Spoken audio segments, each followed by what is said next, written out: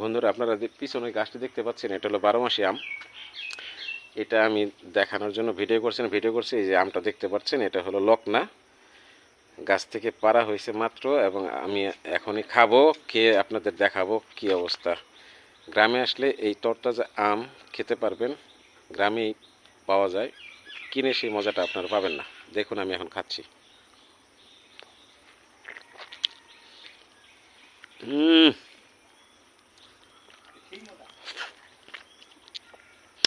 সেই মজা যেগুলা আপনারা ছোটোবেলায় বা আমরা ছোটোবেলায় খেয়েছি, ওই স্মৃতিগুলো হয়তো দেখলে মনে পড়তে পারে আপনাদের, গ্রামে যারা ছিলেন।